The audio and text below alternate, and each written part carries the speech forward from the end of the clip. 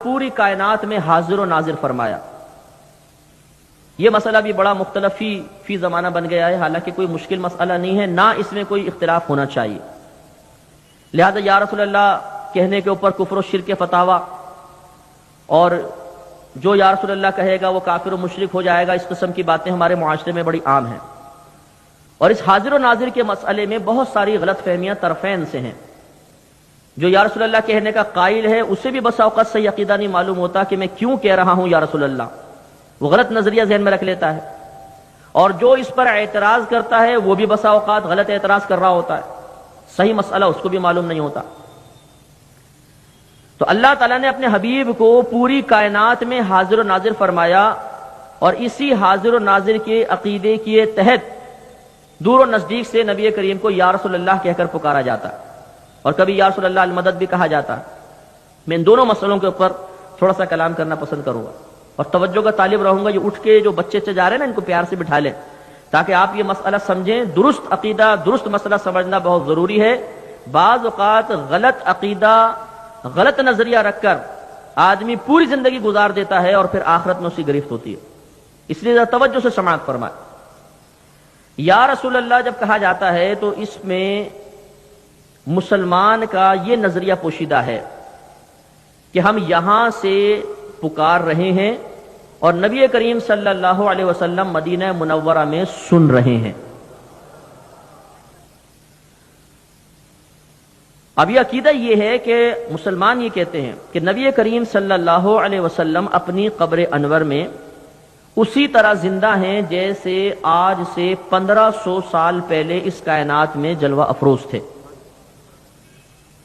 آپ دور و نزدیک کی آواز سن سکتے ہیں، پوری کائنات کو بالکل ایسے دیکھ رہے ہیں جیسے یہ ہتھیلی، ہر چیز آپ کے پیش نظر ہے.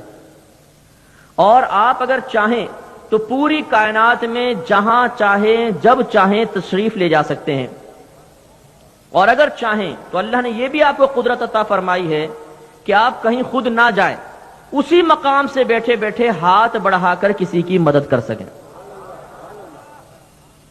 تو جہاں تک آدمی دیکھتا ہے وہاں تک وہ ہوتا ہے ناظر. چونکہ نبی کریم پوری کائنات کو ملاحظہ فرما رہے ہیں بالکل جیسے ہتھیلی، تو اس لیے کہا جاتا ہے کہ آپ پوری کائنات کے ناظر ہیں، دیکھنے والے ہیں. اور جہاں تک آدمی تصرف کر سکتا ہے، دسترس کر سکتا ہے، وہاں تک وہ حاضر مانا جائے گا. جیسے میں بیٹھا ہوں، میں یہ ہاتھ یہاں تک پہنچ رہا ہے تو یہاں تک میں حاضر ہوں، یہاں تک حاضر ہوں، یہاں تک حاضر ہوں. تو چونکہ نبی کریم صلی اللہ علیہ وسلم ایک مقام پر بیٹھ کر پوری کائنات میں اس طرح ہاتھ بڑھائیں تو دنیا کے دوسرے کونے تک ہاتھ پہنچ سکتا ہے. میں اس کے دلیل عرض کروں گا. تو اس کا مطلب ہے کہ آپ پوری کائنات میں حاضر بھی ہیں. پوری کائنات میں حاضری کا یہ مطلب ہم نہیں لیتے ہیں کہ آپ جسمانی لحاظ سے یہاں پر بھی ہیں، یہاں پر بھی ہیں، یہاں پر بھی ہیں. نہیں، عقیدہ یہی ہے کہ آپ مدینہ منورہ میں اپنی قبر انور میں بالکل حیات ہیں، پوری کائنات کو اس طرح دیکھ رہے ہیں جیسے یہ ہتھیلی، اور پوری کائنات میں تصرف کر سکتے ہیں، جسمانی لحاظ سے تشریف لے جا سکتے ہیں، اور دور و نزدیک کی آواز سننے پر قادر ہیں. اور یہ تمام امور اللہ تبارک و تعالیٰ کی عطا سے ہیں، صرف اللہ کے کرم سے ہیں. آپ دیکھیں نبی کریم اپنی قبر انور میں حیات ہے. میں اس پہ دو دلیلیں عرض کروں گا، ایک عقلی، ایک نقلی. نقلی مانے جو منقول ہے اس کو نقلی کہتے ہیں. ہمارے یہاں نقلی جعلی کو بھی کہتے ہیں، وہ جعلی دلیل نہیں، منقول دلیل. منقول دلیل تو ابن ماجہ کی حدیث ہے. نبی کریم صلی اللہ علیہ وسلم نے ارشاد فرمایا کہ تمہارا درود مجھ پر پیش کیا جاتا ہے. صحابہ کرام نے پوچھا یا رسول اللہ صلی اللہ علیہ وسلم یہ تو زندگی کا معاملہ ہوگا، آپ کی وفات کے بعد کیا ہوگا؟ اب یہ دیکھیں کتنی نفیس بات ہے، یہ غور طلب بات ہے. جب نبی نے اتنا فرمایا کہ تمہارا درود مجھ پر پیش کیا جاتا ہے تو سوال کرنے کی ضرورت کیا ہے؟ کس نے ان کے دل میں یہ خیال ڈالا کہ سوال کرو؟ معلوم یہ ہوتا ہے کہ قدرت ان کی زبان سے کچھ نکلوانا چاہتی ہے، ہزارہ مسئلے آج سے 1500 سال پہلے حل فرمانا چاہتی ہے تاکہ انتشار و افتراقی نہ رہے. صحابہ نے پوچھا یا رسول اللہ آپ کی وفات کے بعد کیا ہوگا؟ نبی کریم صلی اللہ علیہ وسلم نے ارشاد فرمایا کہ اللہ تبارک و تعالی نے زمین پر انبیاء علیہم السلام کے جسموں کا کھانا حرام فرما دیا ہے. تمام نبی اپنی قبور میں زندہ ہیں، انہیں رزق دیا جاتا ہے.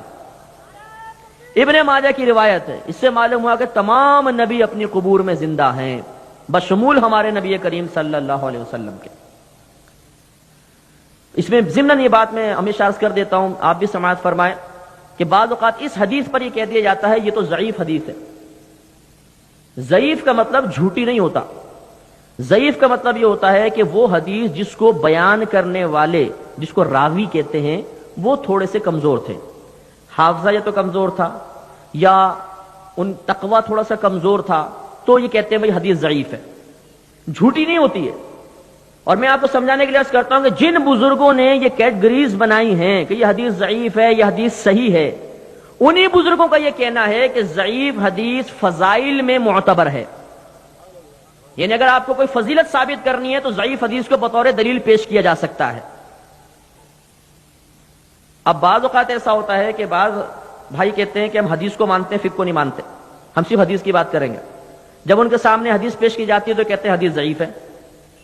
میں دائرہ ادب میں رہ کے ان سے عرض کرتا ہوں کہ آپ تو صرف حدیث اور قرآن کی بات کرتے ہیں نا، اب آپ یہ بتائیے کہ حدیث قرآن میں بیان کی گئی کہ ضعیف ہے یا نبی نے فرمایا ضعیف ہے؟ صرف قرآن و حدیث کی بات کیجئے گا کیونکہ آپ قرآن و حدیث کی بات کرتے ہیں۔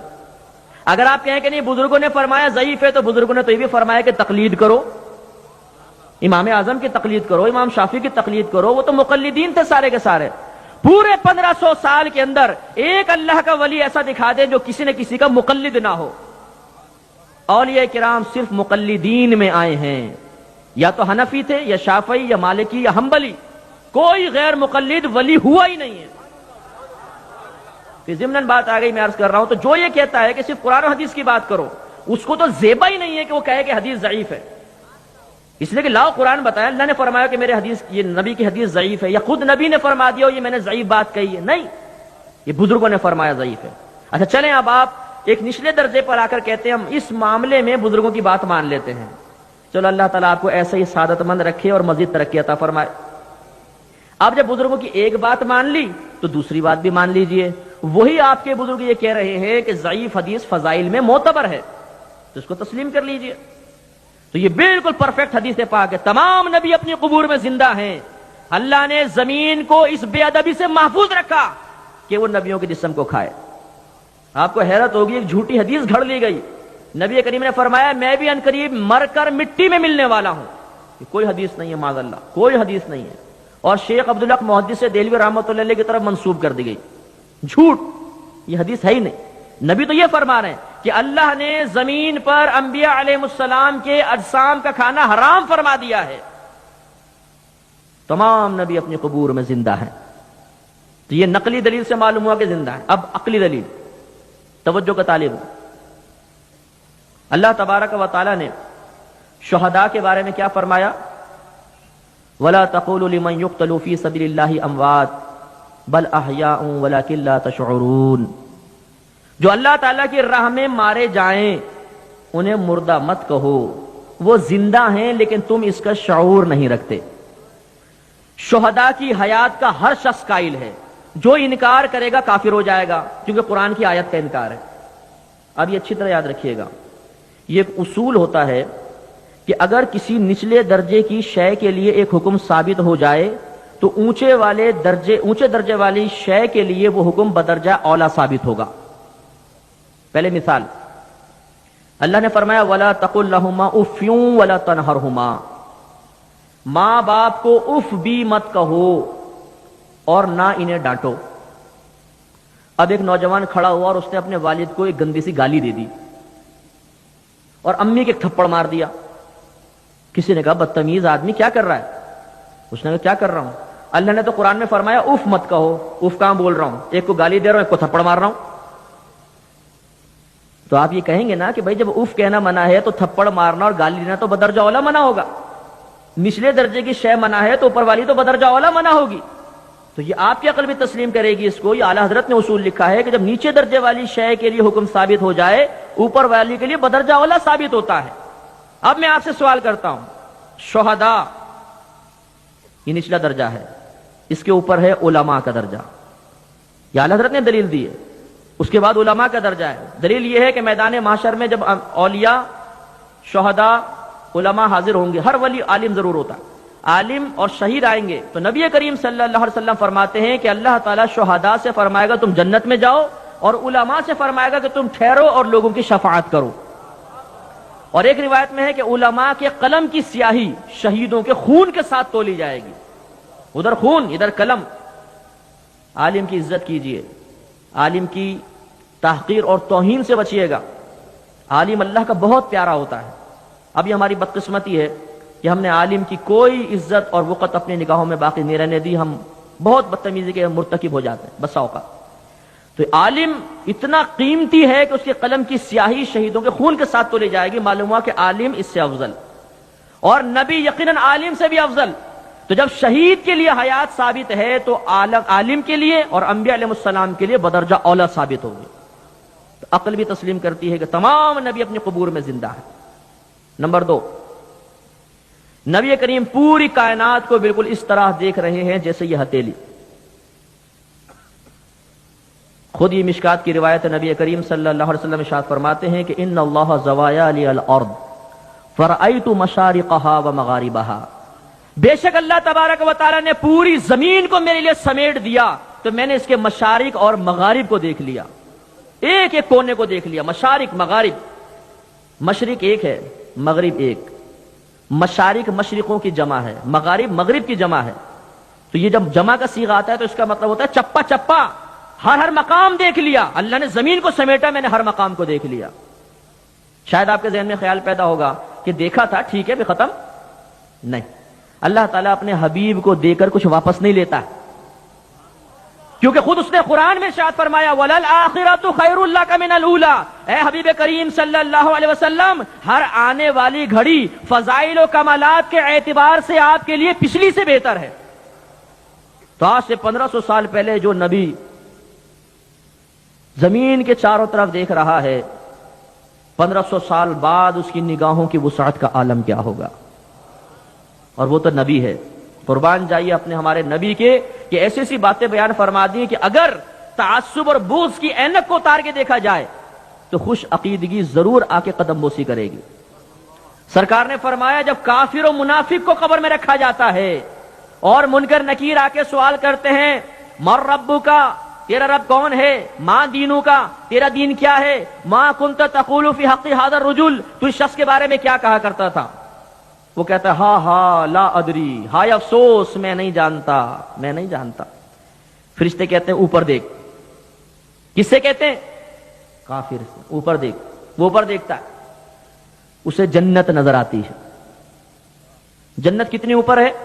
نبی کریم نے فرمایا اگر کوئی زمین سے ایک تیز رفتار گھوڑے پر بیٹھ کر اسے 500 برس تک دوڑائے تو پہلے آسمان پر پہنچے گا. پھر پہلے آسمان سے دوسرا آسمان, دوسرے سے تیسرا, تیسرے سے چوتھا, چوتھے سے پانچواں, پانچویں سے چھٹا, چھٹے سے ساتواں, ساتویں سے جنت. ہر ایک کے درمیان 500 برس کا فاصلہ. ایک کافر, ایک منافق جب اس کی روح بدن سے باہر نکلتی ہے, جسم کی قید سے آزاد ہوتی ہے, تو نگاہوں کی وسعت کا عالم یہ ہو جاتا ہے کہ یوں نگاہ اٹھاتا ہے تو جنت تک پہنچ جاتی ہے. صحیح حدیث کہہ رہی ہے.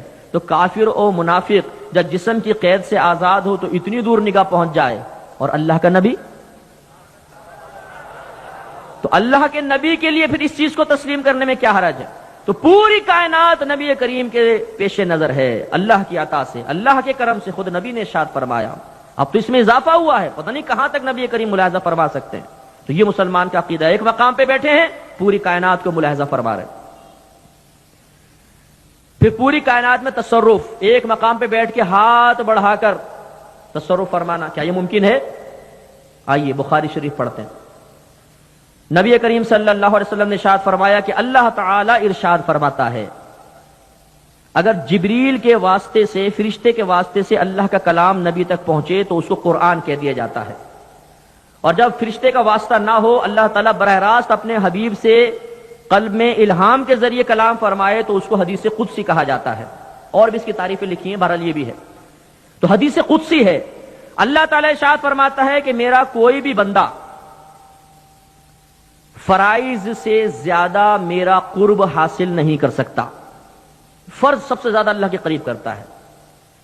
پھر میرا بندہ نوافل ادا کرتا رہتا ہے تو میں اسے قریب کرتا رہتا ہوں, حتیٰ کہ میں اسے اپنی بارگاہ میں مقرب بنا لیتا ہوں. جب وہ میرا مقرب بن جاتا ہے تو میں اس کے ہاتھ بن جاتا ہوں جس سے وہ پکڑتا ہے, میں اس کی آنکھ بن جاتا ہوں جس سے وہ دیکھتا ہے, میں اس کے کان بن جاتا ہوں جس سے وہ سنتا ہے، میں اس کے پیر بن جاتا ہوں جس سے وہ چلتا ہے۔ یہاں تھوڑی سی وضاحت، امام فخر الدین رازی رحمۃ اللہ علیہ اس کی وضاحت کرتے ہوئے ارشاد فرماتے ہیں کہ معاذ اللہ ایسا نہیں ہے کہ اللہ تعالیٰ آنکھ یا کان یا زبان یا پیر کی شکل میں متشکل ہوتا ہے، نہیں، معاذ اللہ۔ مطلب کہنے کا یہ ہے کہ جب اللہ تعالیٰ کسی کو اپنا محبوب اور مقرب بنا لیتا ہے تو اسے دیکھنے کی، اسے سننے کی، اسے پکڑنے کی اور اسے چلنے کی عظیم قوتوں سے نواز دیتا ہے۔ پھر وہ لاکھوں میل دور تک دیکھتا ہے، دور دور کی آوازیں سنتا ہے، ہزاروں میل دور کی چیزیں پکڑ لیتا ہے اور ایک لمحے میں زمین کے فاصلہ طے کر لیتا ہے۔ اور آخری جملہ سماعت فرمایا، اللہ تعالیٰ نے ارشاد فرمایا پھر وہ جو کچھ مجھ سے مانگتا ہے میں اسے عطا کر دیتا ہوں، اور جس چیز سے پناہ طلب کرتا ہے میں اسے پناہ دے دیتا ہوں۔ یہاں سوال ہوتا ہے کہ تم اولیاء کرام کے مزارات پہ کیا لینے جاتے ہو؟ اولیاء کرام کے مزارات پر اللہ تعالیٰ کے وعدے کی تکمیل دیکھنے کے لیے جاتے ہیں، اس لیے کہ اللہ نے اپنے ولی سے وعدہ کیا۔ یہ ولی کی صفت ہے، نبی تو بہت نور علی نور ہے، یہ ولی کے بارے میں ہے کہ پھر وہ جو مجھ سے مانگتا ہے میں اس کو عطا کر دیتا ہوں۔ اس کا تو کوئی بھی انکار نہیں کر سکتا کہ اگر جسم فنا ہو بھی جائے تو روح زندہ رہتی ہے، اور روح کا تعلق قبر سے ضرور ہوتا ہے۔ چلیں اور کچھ بھی نہ مانے، اتنا تو ماننا پڑے گا کہ مزار میں صاحب قبر کی روح کا تعلق قبر سے ہے، اور روح آواز کو سنے گی، روح دعا کرنے پر بھی قادر ہے، بارگاہ الہی میں التجا کرنے پر بھی قادر ہے۔ تو اس حدیث نے مسلمانوں کو مزارات کا راستہ دکھایا کہ یہ اللہ کا ولی ہے، اس کے پاس جا کر اگر ہم ان سے ریکویسٹ کریں کہ آپ اللہ کی بارگاہ میں ہمارے لیے دعا کیجئے، تو ان سے اللہ کا وعدہ ہے کہ یہ جو مجھ سے مانگے گا میں اس کو عطا کر دوں گا، تو یہ اللہ تعالیٰ کا وعدہ ضرور پورا ہوگا۔ اللہ اپنے وعدے کے خلاف نہیں کرتا، ہو سکتا ہے میری دعا رد ہو جائے اس لیے کہ مجھ سے وعدہ نہیں، ان سے تو وعدہ ہے، تو چلو ان کی بارگاہ میں عرض کر دیں۔ اب میں آپ سے یہ پوچھتا ہوں کہ بتائیے حدیث بیان کرنے کا پھر مقصد کیا ہے؟ معاذ اللہ اگر آپ یہ کہیں کہ مزارات پہ جا کر اولیاء کرام سے کچھ طلب کرنا، انہیں وسیلہ سمجھ کے طلب کرنا بھی شرک ہے، تو معاذ اللہ کیا شرک تک یہ حدیث پہنچا رہی ہے؟ خود یہ اولیاء کرام کے پاس جانے کی دعوت دے رہی ہے کہ نہیں دے رہی؟ تو لہٰذا یہ شرک نہیں ہے۔ اس پہ انشاءاللہ اگر موقع ملا ہم تھوڑا کلام کریں گے۔ تو ہمارے نبی کریم صلی اللہ علیہ وسلم نبی ہیں، جب ایک ولی کی یہ شان ہے کہ وہ اللہ کا مقرب بن جائے تو دور و نزدیک تک ہاتھ بڑھا سکتا ہے، تو اللہ کے نبی کا عالم کیا ہوگا؟ مشکات شریف دیکھیے، نبی کریم صلی اللہ علیہ وسلم ایک مرتبہ سورج گرہن کی نماز پڑھا رہے، پڑھاتے پڑھاتے اوپر دیکھا، ہاتھ اٹھایا، نیچے کر لیا، نماز ختم ہوئی۔ صحابہ کرام نے پوچھا یا رسول اللہ صلی اللہ علیہ وسلم آج نماز میں ایک ایسی ادا کرتے ہوئے پائے کہ آج سے پہلے ہم نے آپ کو اس طرح کرتے ہوئے نہیں دیکھا۔ جواب میں اللہ کے نبی نے یہ نہیں فرمایا کہ صحابہ نماز ادا کر رہے تھے کہ مجھے دیکھ رہے تھے، تمہاری توجہ اللہ کی طرف ہونی چاہیے کہ تم میری طرف متوجہ تھے، تمہاری نماز ناقص ہو گئی، جاؤ۔ نہیں، یاد رکھیے کہ اگر نبی کوئی برائی دیکھے گا اس پہ فرض ہے کہ اس برائی کو مٹائے، اس برائی کے بارے میں کلام کرے، اس پہ فرض ہوتا ہے۔ اگر نماز میں نبی کا خیال لانا منع ہوتا، حرام ہوتا، تعظیم الہی کے خلاف ہوتا، تو اللہ کے نبی فرماتے نماز میں صرف اللہ کا خیال آنا چاہیے، اور تم اپنے نبی کو دیکھ رہے تھے، خلاف تعظیم کام ہو گیا، اللہ کی بارگاہ میں توبہ کرو۔ نہیں، بلکہ سرکار نے صحابہ کرام کے استفسار پر جواب عنایت فرمایا۔ اختصار سے بیان کر رہا ہوں، فرمایا میں نے اوپر دیکھا تو مجھے جنت دکھائی گئی۔ ذرا توجہ، یہ بتائیے کہ دنیا میں جتنے انسانوں نے نماز ادا کی، انبیاء علیہ السلام کو ہٹا کر نبی کو لے لیجیے، ہمارے نبی کو، باقی تمام انسان، سب سے کامل نماز کس کی ہوگی؟ ہمارے نبی کی۔ کامل نماز کون سی ہوتی ہے؟ جس میں مکمل توجہ اللہ کی جانب ہو، جس میں مکمل توجہ اللہ کی جانب ہو۔ اور یہاں نبی کیا فرما رہے ہیں؟ مجھے جنت دکھائی گئی، تو اس کا مطلب ہے کہ آپ جنت کی طرف متوجہ ہو گئے، تو معاذ اللہ کی نماز ناقص ہو گئی؟ نہیں، اس لیے کہ دیکھنے والا اگرچہ نبی ہے، دکھانے والا خدا ہے۔ جب خود اللہ دکھا رہا ہے تو یہ نماز ناقص نہیں، یہ اپنی کاملیت کے عروج پر ہے۔ نبی فرماتے میں نے دیکھا جنت نظر آئی، اس میں گچھا نظر آیا، تو میں نے چاہا کہ تمہارے لیے توڑ کر لے آؤں، تو میں نے ہاتھ بڑھایا، پھر اس خیال سے نیچے کر لیا کہ اگر وہ گچھا زمین پر آ گیا تم قیامت تک اسے کھاتے رہو گے، وہ کبھی ختم نہیں ہوگا، کیونکہ جنت کی نعمت میں فنا نہیں۔ وہاں ہم ایک پھل کھائیں گے پھر پورا ہو جائے گا، پھر کھائیں گے پھر پورا ہو جائے گا، پھر کھائیں گے پھر پورا ہو جائے گا، چھوڑیں گے تو شاخ میں جا کے لگ جائے گا۔ ایسی پرندے اڑ رہے ہوں گے تو جنتی کہے گا کاش یہ پرندہ بھون کے میرے سامنے آ جائے، فوراً بھون کر، اور نبی فرماتے ہیں بغیر آگ پہ پکا ہوا آ کے گر جائے گا، اسٹیم روسٹ۔ وہ جنتی اس کو کھائے گا، تناول فرمائے گا۔ نبی کریم فرماتے ہیں جب وہ کھا چکے گا دوبارہ وہ پرندہ زندہ ہوگا، اس پہ پر آئیں گے، پھر اڑنا شروع کر دے گا۔ تو اس لیے نبی کریم فرماتے ہیں میں نہیں لے کر آیا کہ یہ غیبی معاملہ ہے، اور ایمان بالغیب ہی معتبر ہوتا ہے۔ غیب منکشف ہو جائے تو پھر ایمان معتبر نہیں، تو اس کو دیکھ کے تو سارے کافر ایمان لے آتے اور پھر ان کا ایمان معتبر نہ ہوتا، اس لیے نہیں لایا۔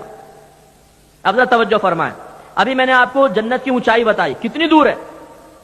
500 برس پہلا آسمان، پھر 500 برس دوسرا، پھر 500 برس تیسرا، پھر 500 برس چوتھا، پھر 500 برس پانچواں، پھر 500 برس چھٹا، پھر 500 برس ساتواں، پھر 500 برس کے فاصلے پر جنت۔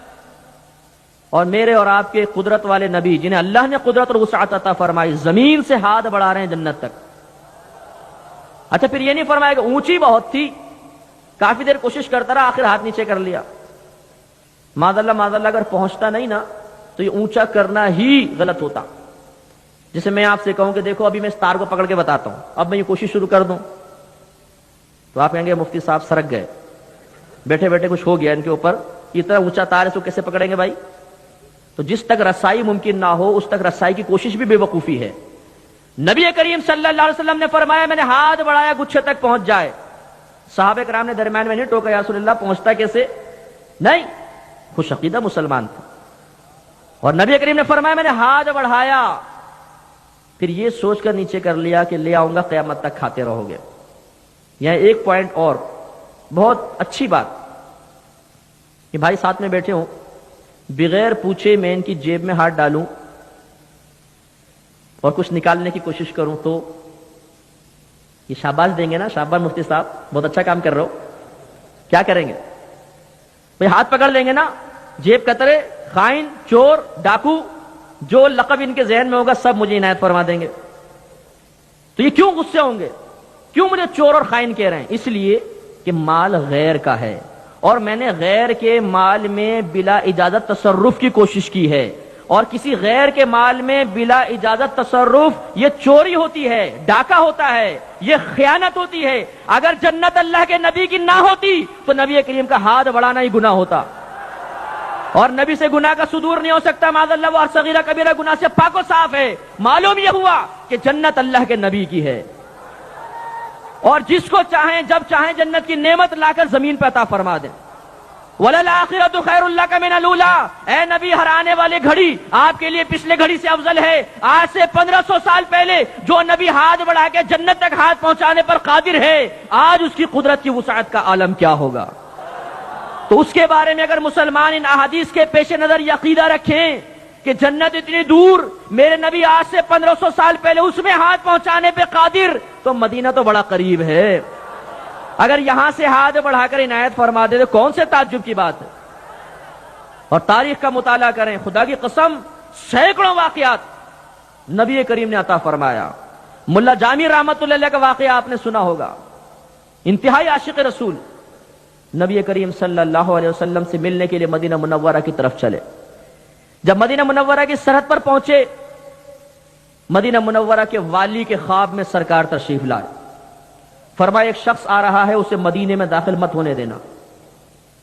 اس والی نے فوراً سپاہیوں کو تیار کیا، جلدی جاؤ، اس حلیہ کا ایک آدمی آ رہا ہے، اس کو اندر نہیں آنے دینا۔ سپاہی گئے، سرحد پہ روک دیا، حضور آپ کا آنا منع ہے۔ تھوڑا آگے چلے گئے، سپاہی واپس گئے۔ ایک دو دن بعد پھر ملا جامی رحمت اللہ علیہ تشریف لائے، پھر سرکار والی کے خواب میں آئے، وہ دوبارہ آ رہا ہے، اس کو روکو۔ انہوں نے سپاہیوں کو کہا ذرا سختی کرو، یہ دوبارہ کیوں آ رہا ہے؟ گئے اور ذرا سختی سے ان کو منع کیا۔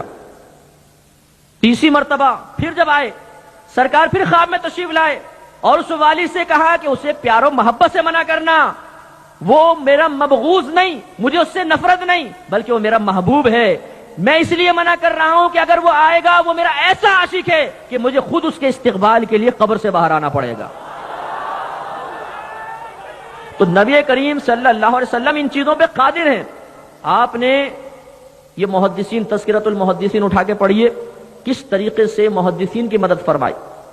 کبھی تو کسی کے خواب میں آ کے فرمایا ان کو روٹی پہنچاؤ، ان کو کھانا پہنچاؤ، اور کبھی خود انہوں نے دیکھا کہ نبی کریم اس طرح ہاتھ سے کچھ دے رہے ہیں، آنکھ کھلی تو ہاتھ میں سب کچھ ہے. تو یہ ہزارہا اس طرح کے واقعات موجود ہیں. ان سے یہ الحمدللہ نتیجہ مسلمانوں نے نکالا کہ اللہ کے نبی چاہیں تو پوری کائنات میں تصرف فرما سکتے ہیں.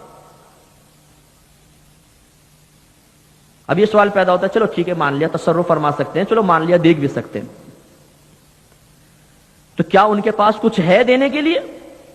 کیونکہ بعضوں نے اپنی کتاب میں لکھ دیا کہ جو محمد جس کا نام محمد ہوگا وہ کسی چیز کا مالک نہیں.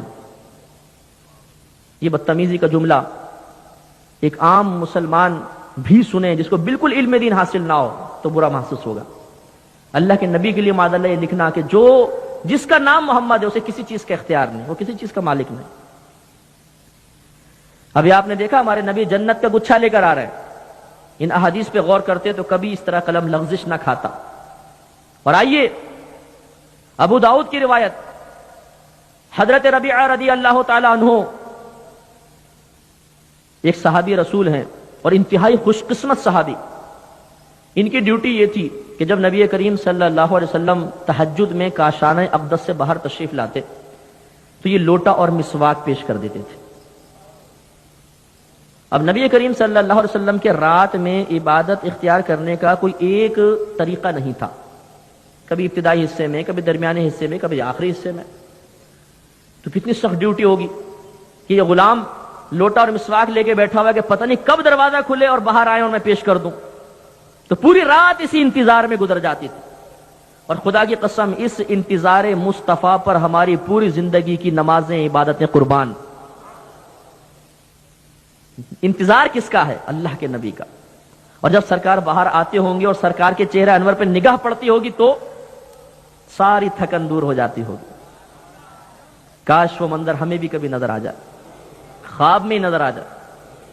ایک سخت سردیوں کی رات نبی کریم صلی اللہ علیہ وسلم کا کاشانہ اقدس سے باہر نکلے. حضرت ربیعہ رضی اللہ تعالیٰ عنہ نے لوٹا اور مسواک پیش کیا. اتنی سخت رات، سردی شدید، اور غلام خدمت میں حاضر. نبی کریم صلی اللہ علیہ وسلم کا دریا رحمت جوش میں آیا. آپ نے ارشاد فرمایا سل ربیعہ، مانگ کیا مانگتا ہے. حضرت ربیعہ رضی اللہ تعالیٰ عنہ نے یہ نہیں کہا یا رسول اللہ آپ تو ہمیں تعلیم دیتے رہے کہ جوتی کا تسمہ بھی گم جائے تو اللہ سے مانگو، چھڑی بھی گر جائے تو اللہ سے مانگو، میں تو اللہ سے ڈائریکٹ مانگوں گا. بالکل ڈائریکٹ، انڈائریکٹ کا تو ہم قائل ہی نہیں ہے بابا. تو ہم یا رسول اللہ میں تو آپ سے کیوں مانگوں؟ آپ نے ہمیں شرک سے روکا اور معاذ اللہ شرک کی تعلیم دے رہے. سل ربیعہ، مانگ کیا مانگتا ہے. شیخ عبدالحق محدث دہلوی رحمۃ اللہ علیہ فرماتے ہیں نبی کریم کا مطلقاً فرمانا مانگ کیا مانگتا ہے. مطلقاً کا مطلب قید کے بغیر، کوئی دنیا کا قید مقید تو نہیں کہ نا دنیا کا مانگ کیا مانگتا ہے تو کنڈیشن لگ گئی. آخرت کا مانگ کیا مانگتا ہے، آخرت کی کنڈیشن لگ گئی. نہیں، مانگ کیا مانگتا ہے. ملا علی قاری نے بھی یہ بات لکھی، فرماتے ہیں کہ نبی کریم کا مطلقاً فرمانا مانگ کیا مانگتا ہے یہ ثابت کرتا ہے کہ اللہ تعالیٰ نے دنیا اور آخرت کے سارے خزانے اپنے حبیب کے ہاتھ میں رکھ دیے ہیں. اب دیکھیے آپ سے کوئی کہے یار چلو مانگو مجھ سے، کیا مانگتے ہو؟ کیا ہوگا؟ آپ پہلے اس کی مالی حیثیت کا اندازہ کریں گے. کتنے پانی میں بابا، کتنا دے سکتا ہے؟ 40 50 لاکھ 2 لاکھ اتنے ہی مانگیں گے نا. اگر ایک فقیر فٹ پاتھ پہ بیٹھا ہوا مجھ سے کہے مفتی صاحب مانگو کیا مانگتے ہو، اور میں بولوں 1 کروڑ روپے دے دے، تو آپ صاحب کہیں گے کہ مفتی صاحب بیچارے کا دریا سخاوت جوش میں آیا اور آپ نے مٹکے سے اس کو بہا دیا، یہ کروڑ روپے کہاں سے دے گا؟ معلوم یہ ہوا جو چیز دے نہ سکتا ہو اس سے وہ شے مانگنا بے وقوفی ہے. اور جب آدمی مانگتا ہے تو اسے یعنی سامنے والے سے کوئی شے مانگتا ہے تو پہلے یہ اندازہ کر کے مانگتا ہے کہ یہ وہ چیز دے بھی سکتا ہے کہ نہیں. یہ آپ کا میرا اندازہ ہے اور صحابہ کا اندازہ تو انتہائی پرفیکٹ، صحبت نبی میں رہنے والے تھے. اب دیکھیے حضرت ربیعہ رضی اللہ تعالیٰ عنہ سے کہا گیا سل ربیعہ، مانگ کیا مانگتا ہے. حضرت ربیعہ رضی اللہ تعالیٰ عنہ بڑے ذہین تھے، انہیں معلوم تھا کہ دنیاوی مال و متاع اگر لے بھی لیا تو عارضی فائدہ کیا ہے. سامنے والا پوری کائنات کا مالک اللہ تعالیٰ کے خزانے اس کے دستے قدرت میں ہیں، جسے چاہیں جب چاہیں جو چاہیں عطا فرمائیں. دریا سخاوت جوش میں ہو، دینے والا قادر بھی ہو، تو کم کیوں مانگا جائے. یا رسول اللہ ربیعہ آپ سے جنت میں آپ کا پڑوس مانگتا ہے. کتنا عظیم سوال. ہمیشہ کی دولت مانگ لی، جواب میں سرکار نے یہ نہیں فرمایا کہ ربیہ کہنے کا مطلب تھا کہ مدینے کے اندر کچھ مانگ لو، آج کل حکومت ہاتھ میں 240 گز 120 گز کے پلاٹ آرام سے دے دوں گا، تم آخرت مانگ رہے ہو، دنیا مانگ لو، منصب مانگ لو، نہیں، نبی کریم صلی اللہ علیہ وسلم کے الفاظ منقول ہیں، آپ نے فرمایا اور مانگ کیا مانگتا ہے۔ اس پر ملا علی قاری لکھتے ہیں گویا کہ نبی کریم نے فرمایا کہ تو نے جو کچھ مانگا وہ تو تجھے مل گیا، اور مانگ کیا مانگتا ہے۔ میں جا کر بیٹھوں کسی کا مہمان بن کے کھانا رکھا جائے تو کیا میزبان یہ کہے گا مصطفی اور کچھ چاہیے؟ نہیں، ابھی تو کھانا ہی شروع نہیں ہوا، پہلے وہ کہے گا یہ کھائیے، جب میں کھانا شروع کروں گا پھر کہے گا اور کچھ چاہیے، اس کا مطلب ہے پہلے کھانا مجھ تک پہنچ گیا پھر اور کچھ چاہیے کا جملہ صحیح ہوگا۔ تو نبی کریم نے فرمایا اصل ربیہ مانگ کیا مانگتا ہے؟ یا رسول اللہ جنت میں آپ کی رفاقت مانگتا ہوں۔ فرمایا اور مانگ کیا مانگتا ہے؟ مطلب وہ تو تجھے مل گیا، مزید اور مانے مزید اور مانگو۔ حضرت ربیہ رضی اللہ تعالیٰ عنہ نے عرض کیا رسول اللہ جب جنت میں آپ کا پڑوس مل گیا تو مجھے اور کیا چاہیے؟ تو جو نبی اپنے غلاموں کو جنت عطا فرمانے پر قادر، اس نبی کے بارے میں یہ گمان رکھنا، یہ خوش عقیدگی رکھنا کہ وہ دنیاوی نعمتیں ہمیں عطا فرما دے گا، اللہ کی بارگاہ سے لے کر ہمیں عطا فرمائے گا، اس میں کون سے تعجب کی بات، اس میں کون سے شرک کی بات؟ یہ تو خود اللہ کے نبی نے عطا فرمایا۔ صحابہ کرام کا عقیدہ دیکھیے، ایک غزوے میں جا رہے ہیں، عمر فاروق رضی اللہ تعالیٰ عنہ بارگاہ رسالت میں حاضر ہو کے عرض کرتے ہیں یا رسول اللہ پانی ختم۔ صحابہ کرام انتہائی پریشانی کے عالم میں ہیں، قریب ہے کہ وساوس ان کو گھیر لے۔ نبی کریم نے فرمایا کہ برتن میں تھوڑا سا پانی لے کر آؤ۔ برتن میں پانی لایا گیا، نبی کریم صلی اللہ علیہ وسلم نے اپنا دست انور اس پانی کے اندر رکھ دیا۔ صحابہ کہتے ہیں کہ ہم نے دیکھا کہ 5 انگلیوں سے پانی کے چشمے جاری ہو گئے، اور صحابہ کرام نے سیر ہو کر پیا، جانوروں کو پلایا، جس پہ غسل واجب تھا انہوں نے غسل کیا، وضو کیا، اور پھر بھی وہ پانی جاری رہا۔ پھر جب صحابہ کرام نے عرض کیا رسول اللہ بس کافی ہے، ہاتھ نکالا، جتنا پانی پہلے موجود تھا اب بھی برتن میں اتنا ہی موجود تھا۔ یہاں توجہ طلب بات یہ ہے کہ ریکویسٹ کرنے والے عمر فاروق رضی اللہ تعالی عنہ ہیں، جو انتہائی توحید پرست ہیں، بہت شدت پسند تھے آپ اس معاملے میں، اللہ تعالیٰ کی عظمت کے معاملے میں ذرہ برابر کمپرومائز کے لیے تیار نہیں ہوتے تھے۔ وہ صحابی اس یقین کے باوجود کہ اللہ تعالیٰ میری فریاد سنے گا، سننے پہ قادر ہے، ہم براہ راست اللہ سے کہہ سکتے ہیں، لیکن ڈائریکٹ نہیں کہا، رسول کی بارگاہ میں، اور جواب میں رسول نے یہ نہیں کہا عمر اعرابی میرے پاس آئے تو سمجھ میں آتا ہے، چلو دیہاتی ہیں بیچاروں کو آداب نہیں پتا، تم تو صحبت یافتہ ہو، تم ڈائریکٹ کیوں نہیں مانگتے ہو اللہ سے؟ پانی کون دے گا؟ اللہ۔ کھانا کون دیتا ہے؟ اللہ۔ اولاد کون دیتا ہے؟ اللہ۔ تو میرے پاس کیا لینے آئے ہو؟ نہیں، نبی کریم صلی اللہ علیہ وسلم نے پانی منگوا کر ثابت کر دیا کہ ہاں دیتا اللہ ہی ہے، لیکن اپنے حبیب کے ذریعے عطا فرماتا ہے، اپنے محبوبوں کے ذریعے عطا فرماتا ہے، دنیا میں کوئی نہ کوئی سبب بناتا ہے، لہذا اس میں شرعن کوئی حرج نہیں۔ صحابہ نے آ کے فریاد کی اور نبی نے عطا فرمایا۔ آپ نے روایت سنی ہوگی، سیاہ ستہ کی روایت ہے، ابو ہریرہ رضی اللہ تعالیٰ عنہ سرکار کی بارگاہ میں حاضر ہوئے، اصحاب صفہ میں سے تھے۔ یا رسول اللہ جو کچھ سنتا ہوں یاد نہیں رہتا، ذہن سے نکل جاتا، آپ کرم فرمائیے۔ فرمایا چادر لے کر آؤ، چادر بچھائی، جو اللہ نے چاہا آپ نے پڑھا، پڑھنے کے بعد فرمایا ابو ہریرہ سمیٹ لے۔ ابو ہریرہ رضی اللہ تعالیٰ عنہ نے اس چادر کو سمیٹ لیا۔ کہتے ہیں خدا کی قسم اس کے بعد جب کبھی اللہ کے نبی کا کوئی کلام سنا میرے ذہن سے ایک لفظ بھی نہیں نکلا۔ دیانتداری سے بتائیے، حافظہ عطا فرمانا کیا یہ ما تحت الاسباب آتا ہے؟ یہ بھی ایک نئی تقسیم کر دی گئی، ما فوق الاسباب ما تحت الاسباب۔ یہ چونکہ علمی بات ہو جائے گی اس لیے آپ کی خدمت میں عرض نہیں کر رہا ہوں۔ بعض چیزیں ایسی ہوتی ہیں جو ذریعوں سے آتی ہیں، جیسے ڈاکٹر گولی دے کے شفا دے دیتا ہے تو کہتے ہیں ڈاکٹر نے شفا نہیں دی، گولی کو اللہ نے وسیلہ بنا دیا، یہ ذریعے سے ہے۔ اور ایک ہے کہ آپ سامنے آ کر بیٹھیں گے مفتی صاحب میں بیمار ہوں، میں دیکھوں اور آپ کو ٹھیک کر دوں، یہ بغیر سبب کے ہوا، تو وہ سبب کے تحت، یہ بغیر سبب کے۔ تو کہا جاتا ہے کہ وہ مدد مانگنا جائز ہے جو تحت الاسباب ہو، ما فوق الاسباب مانگنا یہ اصل میں شرک ہوگا۔ میں آپ سے دریافت کرتا ہوں کہ ایک چادر کو سمیٹ کر حافظے کی دولت عطا فرما دینا کیا یہ سبب میں ہے؟ کیا عادتاً ایسا ہی ہوتا ہے؟ نہیں، اللہ کے نبی کے ہاتھ میں سارے خزانے ہیں، جس کو چاہیں جیسے چاہیں عطا فرمائیں۔ حضرت علی رضی اللہ تعالیٰ عنہ، غزوہ خیبر کا موقع ہے، بار بار خیبر پہ حملے ہو رہے ہیں, کوئی فتح ہی نہیں ہو رہا قلعہ. سرکار نے فرمایا کل علم اس کو دوں گا جو خیبر کو فتح کر لے گا. توجہ چاہتا ہوں, صحیح حدیث ہے, کل علم اس کو دوں گا جو خیبر کو فتح کر لے گا. آج کل کا کوئی ٹوٹا پھوٹا مولوی ہوتا تو کہتا اللہ کے نبی کو کل کا کیا پتا, انہیں کیا معلوم کل کی بات, یہ تو غیبی امر ہے, کل کیا ہوگا, اللہ کے نبی کیسے کہہ رہے ہیں. نہیں, کسی نے آبجیکشن نہیں کیا, بلکہ صحابہ کرام فرماتے ہیں جب نبی کی زبان سے نکلا کہ کل میں جھنڈا اس کو دوں گا جس کے ہاتھ پہ اللہ فتح عطا فرمائے گا, تو ہم میں سے ہر ایک بے چین ہو گیا اور اس بات کا متمنی ہوا کہ کاش کل وہ جھنڈا ہمیں دے دیا جائے. اتنا یقین کامل کہ اللہ کے نبی کو مستقبل کا علم ہے.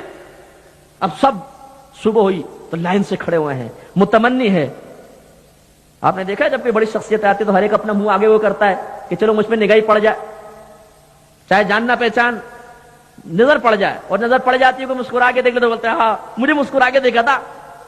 اور کہ ہاتھ ملانے کا موقع مل جائے اور آپ کے یہاں جو بدعت فوٹو کی ایجاد ہو گئی وہ بھی اگر کام کر جائے تو بولیں گے دیکھا فوٹو بھی آ گئی, مفتی صاحب سے ہاتھ ملا رہا تھا, فلاں سے ہاتھ ملا رہا تھا. اب صحابہ اچک رہے, جان بوجھ کے اپنا چہرہ دکھا رہے کہ کاش نبی کریم منتخب فرما لے.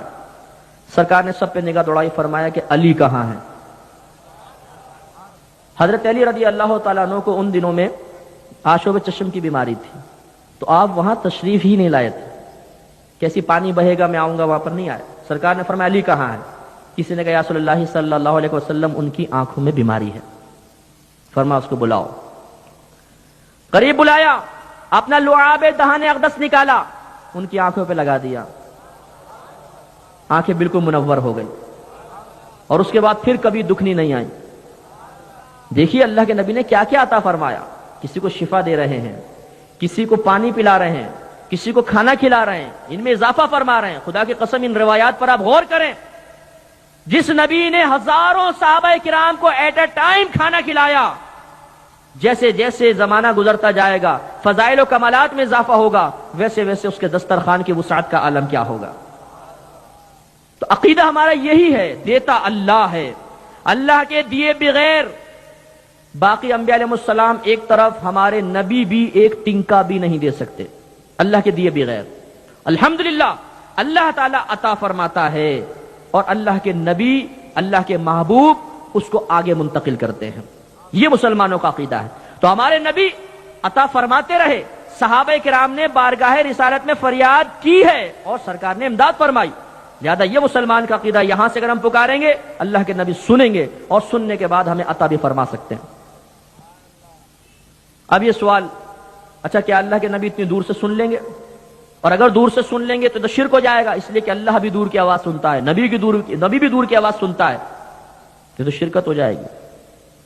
ایک جواب تو یہ کہ کیا اللہ کے نبی دور کی آواز سنتے ہیں؟ جی ہاں بالکل سنتے ہیں.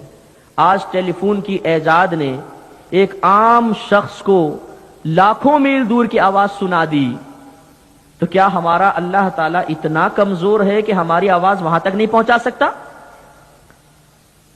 میں ہمیشہ یہ کہتا ہوں, میں یہ نہیں کہتا ہوں کہ میرے نبی سنتے ہیں, میں ہمیشہ یہ کہتا ہوں کہ میرے نبی کو میرا اللہ سنواتا ہے. اس پہ اعتراض کر کے بتاؤ. اللہ کے نبی خود نہیں سنتے, اللہ تعالیٰ انہیں سنواتا ہے.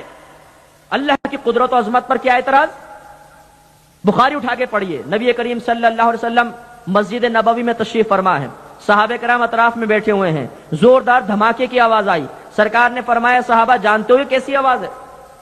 عرض کی کہ اللہ اور اس کے رسول بہتر جانتے ہیں. فرمایا یہ ایک چٹان کی آواز ہے, پتھر نہیں, چٹان کی آواز ہے, بڑی پہاڑی چٹان کی آواز ہے. یہ آج سے 70 سال پہلے جہنم میں گرائی گئی تھی, آج اس کی تہ میں پہنچی ہے. تو تم 70 سال, ہم میں کتنے بزرگ بیٹھے ہوں گے 70 سال, ان سے ذرا زندگی کے حالات معلوم کرو, وہ آپ کو بتائیں گے کیا کیا ہوا 70 سال میں. اتنا طویل عرصہ, کتنی گہرائی ہوگی. اور اللہ کے نبی زمین پر بیٹھ کر نہ صرف خود سن رہے ہیں بلکہ صحبت نبی کی برکت سے صحابہ کرام بھی اس کو سن رہے ہیں. اور جو اللہ کا نبی آج سے 1500 سال پہلے زمین پہ بیٹھ کر 70 سال کی گہرائی کی آوازیں سن رہا ہے, آج اس کی سماعت کی وسعت کا عالم کیا ہوگا. اور وہ تو نبی ہیں. ہمارے نبی جب قبرستان میں جاتے تھے تو کیا کہتے تھے؟ السلام علیکم یا اہل القبور.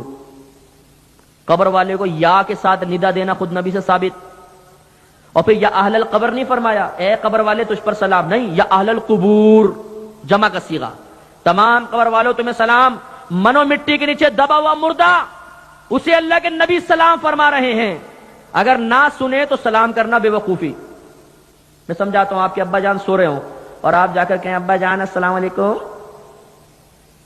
تو امی کیا کہے گی کہ میرا بیٹا تو گیا, کروا دیا خاندان والوں نے اس پر کچھ, یہ تو گیا میرے ہاتھ سے, ابا کو سلام کر رہا, ابا سویا ہوا ہے. تو معلوم یہ ہوا کہ جو سنتا نہ ہو اس کو سلام کرنا بے وقوفی ہوتا ہے.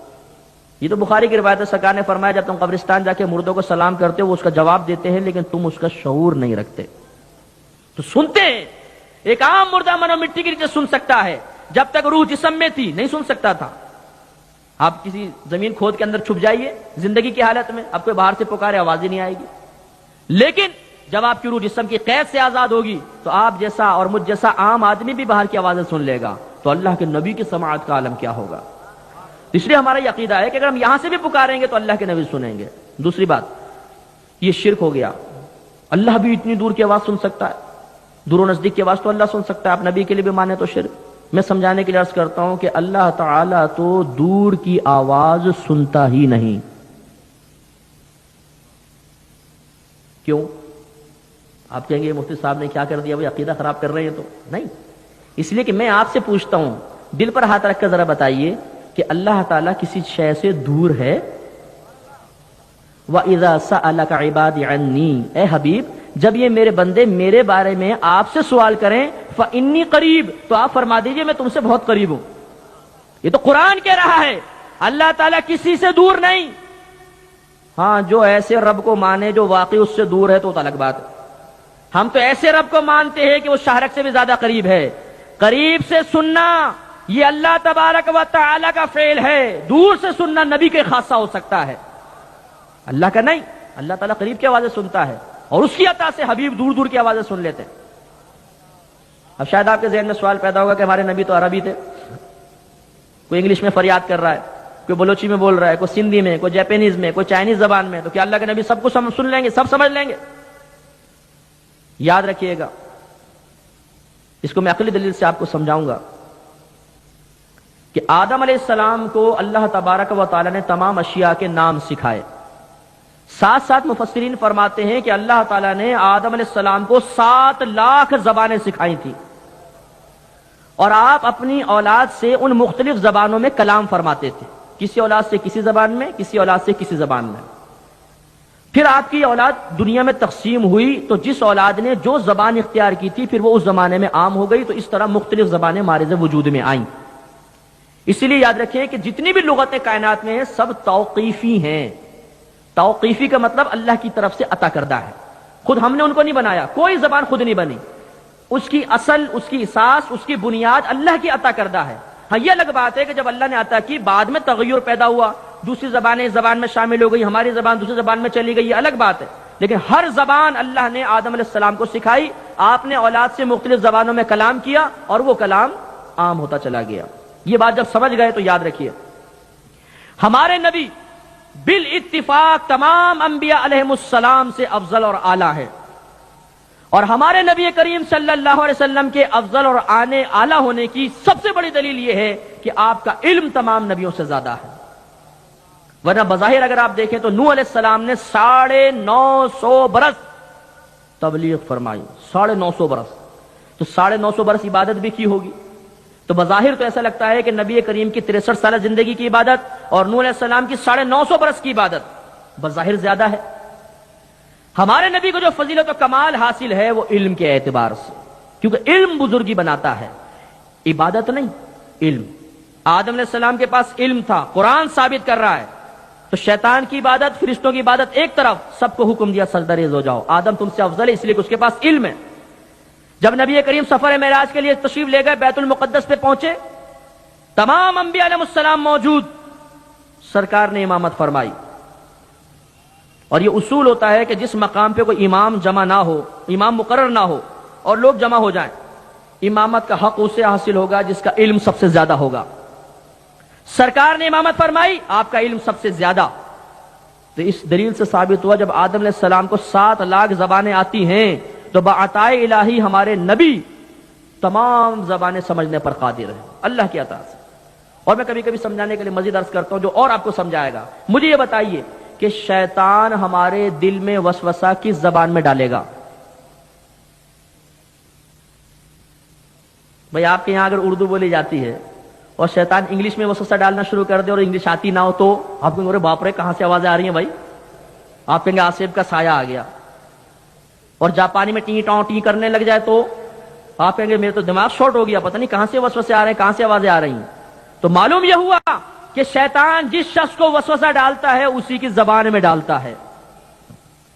اس کا مطلب ہے کہ شیطان کو بڑی زبانیں آتی ہیں، ہر گلی کی زبان، ہر محلے کی زبان، ہر قوم کی زبان، ہر برادری کی زبان. اب میں آپ سے پوچھتا ہوں، اپنی قوت ایمانی کو سامنے رکھ کر جواب دیجئے، میرے نبی کا علم بڑا کہ شیطان کا؟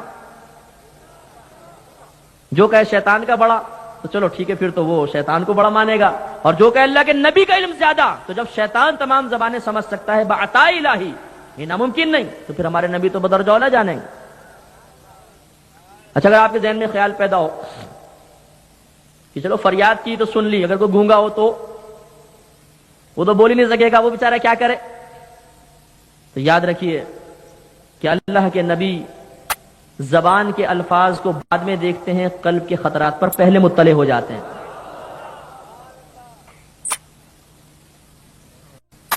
اس کو بھی ایک عقلی دلیل سے پہلے آپ کو سمجھاتا ہوں، پھر نقلی دلیل دیتا ہوں. یہ بتائیے کہ آپ کے دل میں جو خیال پیدا ہوتا ہے شیطان اس پر مطلع ہوتا ہے کہ نہیں؟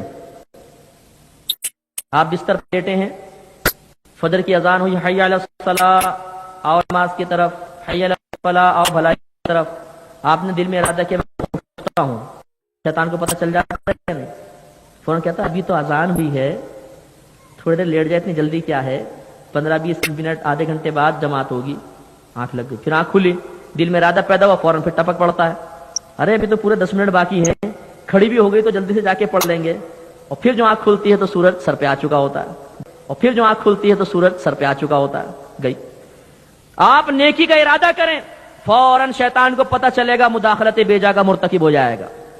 تو شیطان تو قلبی خطرات پر آگے ہو جائے، اور اللہ کے نبی، شیطان کی قدرت و وسعت ہمارے نبی سے زیادہ ہے. بخاری کی روایت اٹھائیے، نبی کریم صلی اللہ علیہ وسلم ایک مرتبہ نماز ادا فرما رہے، پیچھے صحابہ کرام ہیں، چند صحابہ کرام نے آ کے تیزی سے نماز کو ادا کیا، رکوع صحیح طریقے سے نہیں کیا. فارغ ہوئے، نبی کریم صلی اللہ علیہ وسلم، دو روایتیں، پہلی ایک روایت میں فرمایا تم اپنے رکوع سجود کو درست کرو، خدا کی قسم میں اپنے پیچھے سے بھی بالکل اسی طرح دیکھتا ہوں جیسے اپنے سامنے سے دیکھتا ہوں. اور ایک روایت میں ارشاد فرمایا کہ واللہ، خدا کی قسم، لا یخفی علی رکوعکم ولا خشوعکم، مجھ پر نہ تو تمہارے رکوع پوشیدہ ہیں نہ تمہارا خشوع و خضوع پوشیدہ ہے. خشوع و خضوع کیا ہے؟ ایک قلبی کیفیت کا نام ہے. دل کی حاضری کے ساتھ نماز کو ادا کرنا خشوع و خضوع ہے. اللہ کے نبی قسم کھا کے فرما رہے ہیں، خدا کی قسم نماز پڑھا رہا ہوتا ہوں، نہ تو رکوع تمہارے پوشیدہ ہوتے ہیں اور تمہارے دل کی کیفیات مجھ سے پوشیدہ ہیں. اللہ کے نبی سب جانتے ہیں. بعطائے الہی، یہ عقیدہ سامنے رکھ کر ایک مسلمان یہاں سے پکارتا ہے یا رسول اللہ المدد، اور اس کا ایمان ہے کہ اللہ میری آواز وہاں تک پہنچائے گا اور رحمت للعالمین ہے، ضرور میرے لیے ہاتھ اٹھا کر دعا کریں گے تو میرا بیڑا پار ہو جائے گا. اب شاید آپ کہیں گے بھائی 1000 دفعہ پکارا ہے، ہماری تو فریاد پوری نہیں ہوتی. یا رسول اللہ کرم کیجئے، کچھ بھی نہیں ہوا. 1000 دفعہ مانگا، کچھ بھی نہیں ہوا. اگر نبی فریاد پوری کرنے پر قادر ہوتے تو مدد کیوں نہیں کی بتاؤ؟ ایک شخص بہت زیادہ اللہ سے دعائیں مانگا کرتا تھا، اس کی دعائیں مقبول ہی نہیں ہو رہی تھی. ایک دوسرے شخص نے آ کر کہا کہ اگر اللہ تعالیٰ تیری دعائیں قبول کرنے پر قادر ہوتا، کچھ دینے پر قادر ہوتا تو دیتا نہیں؟ کیا جواب دے گا؟ ابے بھائی اللہ کی مصلحت ہوگی. کہے گا کہ نہیں کہے گا؟ اگر مانگنے پر مرضی کے مطابق کچھ نہ ملنا سامنے والے کے عاجز ہونے اور قادر نہ ہونے کی دلیل ہے تو اللہ کے بارے میں کیا کہیں گے؟ 1000 دفعہ مانگیے، اللہ تعالیٰ بظاہر عطا نہیں فرمائے گا تو کیا مطلب اللہ تعالیٰ کمزور ہے؟ اللہ تعالیٰ نہیں سن رہا؟ اللہ تعالیٰ دینے پہ قادر نہیں؟ یہی میں اولیاء کرام کے بارے میں عرض کروں گا. بعض کہتے ہیں مزارات پہ کیا لینے جاتے ہو؟